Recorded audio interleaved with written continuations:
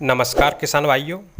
आज के इस वीडियो में हम आपको बताएंगे कि सरसों की खेती वैज्ञानिक तरीके से कैसे करें जिससे कम लागत में अधिक पैदावार मिल सके। आज की इस वीडियो में सरसों की खेती की A to Z संपूर्ण जानकारी दी जाएगी, जैसे कि सरसों की खेती का उपयुक्त समय कौन सा है, खेत की तैयारी कैसे करें, कौन कौन सी किस्मों का उपयोग करें, कितने बीज का उपयोग करना चाहिए, खाद और उर्वरक कितनी मात्रा में प्रयोग करें, कितनी सिंचाइयों की आवश्यकता होती है, निराई गुड़ाई और खरपतवार नियंत्रण कैसे करें, साथ में रोग व कीटों की जानकारी और उत्पादन की पूरी जानकारी इस वीडियो में दी जाएगी, इसलिए इस वीडियो को अंत तक ज़रूर देखें। नमस्कार, मैं श्रीकेश प्री गोस्वामी अपने YouTube चैनल पर आपका स्वागत करता हूं। अगर आपने मेरे चैनल को अभी तक सब्सक्राइब नहीं किया है तो चैनल को अभी सब्सक्राइब करें, साथ में बेल आइकन को दबाना नहीं भूलें, जिससे मेरे आने वाले वीडियोज़ की नोटिफिकेशन आपको सबसे पहले मिल सके। चलिए वीडियो को शुरू करते हैं। सबसे पहले बात आती है जलवायु की। यह शीत ऋतु की फसल होती है। 18 से 25 डिग्री सेंटीग्रेड तापमान की आवश्यकता होती है। सरसों की फसल में फूल आते समय वर्षा, अधिक नमी और वायुमंडल बादल छाए रहना अच्छा नहीं रहता है। यदि इस प्रकार का मौसम होता है तो सरसों की फसल पर माऊ कीट का प्रकोप होने की संभावना अधिक रहती है। इसलिए सरसों की खेती की बुवाई समय से करना अच्छा होता है। देरी से बुवाई करने पर माऊ कीट का प्रकोप देखने को मिलता है। अब बात करते हैं मृदा की। सरसों की खेती रेतीली से लेकर भारी मटियार मृदा तक की सभी मृदाओं में की जा सकती है, लेकिन अच्छे उत्पादन के लिए बलुई दोमट या दोमट मिट्टी जिसमें जल निकास की उचित व्यवस्था हो, सबसे अच्छी रहती है। सरसों की खेती हल्की क्षारीयता को सहन कर सकती है। सरसों की खेती बारानी और सिंचित दोनों प्रकार से कर सकते हैं। बारानी खेती के लिए खेत को खरीफ मौसम में खाली छोड़ना अच्छा रहता है। अब बात करते हैं खेत की तैयारी की। तो एक जुताई मिट्टी पलटने वाले हल से करें, उसके बाद 2-3 जुताई कल्टीवेटर से करें और मिट्टी को भुरभुरी बना लें। सरसों की खेती के लिए मिट्टी जितनी भुरभुरी होगी उतना ही अंकुरण और फसल की बढ़वार अच्छी होगी। खेत में पर्याप्त नमी का होना अति आवश्यक है। नमी की कमी हो तो पलेवा जरूर करना चाहिए। अब बात करते हैं सरसों की उन्नत किस्मों के बारे में। RH 725, RH 749, RN 393 Aravali, T59 Baroda, Pusa bold, RH 30, RH 819, Lakshmi, bio 902 Pusa Jai Kisan, RGN 145, Vasundhara, Jagannath, नवगोल्ड, Giriraj. इनके अलावा पायोनियर कंपनी की 45S46, 45S42, बायर की प्रियोएग्रो 5222 आदि बहुत उन्नत किस्में हैं जिनकी बुवाई कर सकते हैं। इनके अलावा आपके क्षेत्र में कई अन्य किस्में हो सकती हैं जिनकी पैदावार भी अच्छी होती हो, तो आप वही किस्में बुवाई के लिए उपयोग कर सकते हैं। अब बात करते हैं बीज की मात्रा व बीजोपचार की। तो सरसों की खेती के लिए 1 हेक्टेयर के लिए 4 से 5 किलो बीज की आवश्यकता होती है। बीज को 2 ग्राम मैंकोजेब या 3 ग्राम थायरम प्रति किलो बीज की दर से उपचारित करके ही बोना चाहिए। सफ़ेद रोली से बचाने के लिए बीज को एप्रॉन 35 SD 6 ग्राम प्रति किलो बीज की दर से उपचारित करके बोना चाहिए। पौधों के बीज की दूरी 10 सेंटीमीटर रखते हैं। कतारों में 4 से 5 सेंटीमीटर गहरा बीज बोना चाहिए और कतार से कतार की दूरी 30 सेंटीमीटर रखें। अब बात करते हैं भूमि उपचार के बारे में। दीमक और अन्य कीड़ों की रोकथाम हेतु बुवाई से पूर्व अंतिम जुताई के समय क्विनोलफॉस 1.5% चूर्ण 25 किलो प्रति हेक्टेयर की दर से खेत में डालकर जुताई करें। नमी को ध्यान में रखकर जुताई के बाद पाटा लगाएं।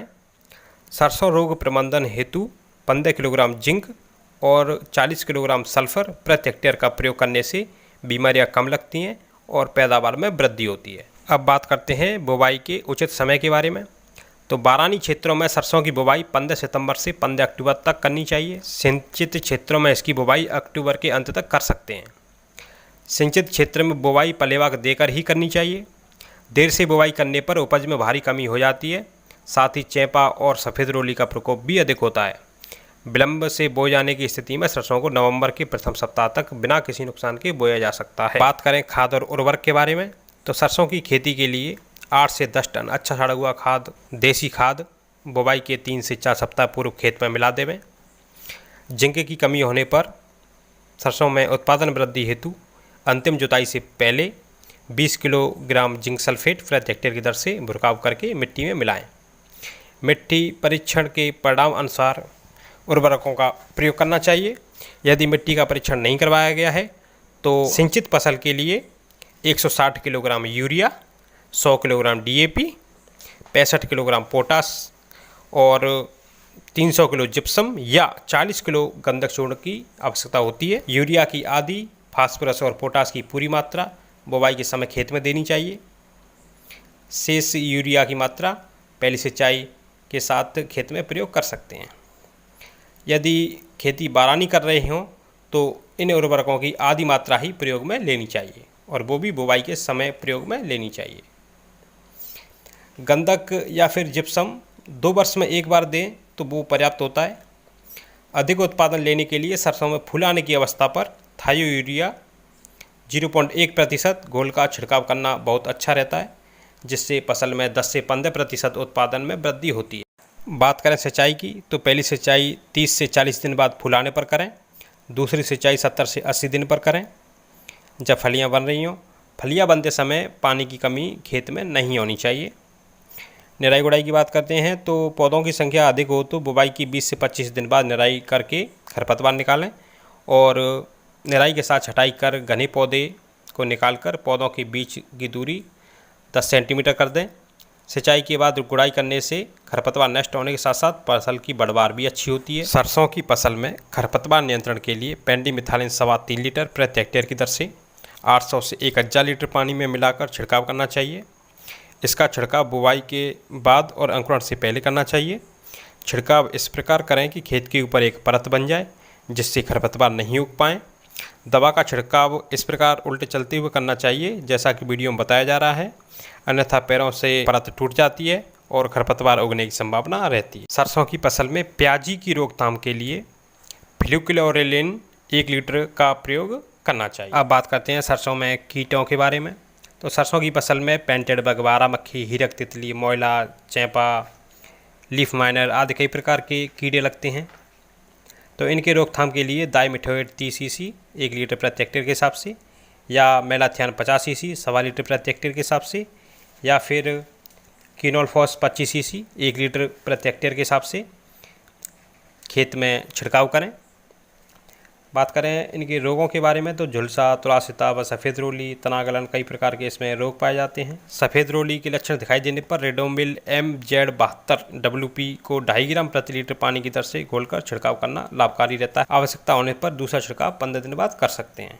इनके नियंत्रण के लिए आप बीजोपचार अवश्य करें। सरसों की फसल में सल्फर का उपयोग करना चाहिए। सल्फर का उपयोग करने से तेल की मात्रा में वृद्धि होती है।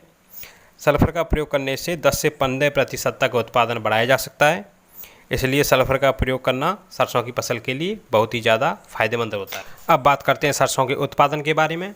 तो सरसों का उत्पादन सिंचित खेती से 25 से 30 क्विंटल प्रति हेक्टेयर और बारानी खेती से 15 से 20 क्विंटल प्रति हेक्टेयर उत्पादन मिल जाता है। सरसों की फसल की खेती के संबंध में यदि आपका कोई सवाल हो तो आप कमेंट बॉक्स में कमेंट अवश्य करें। आपको ये वीडियो कैसा लगा उसके बारे में अपनी राय अवश्य दें। हम आपसे मिलते हैं अपने अगले वीडियो में, तब तक के लिए राम राम।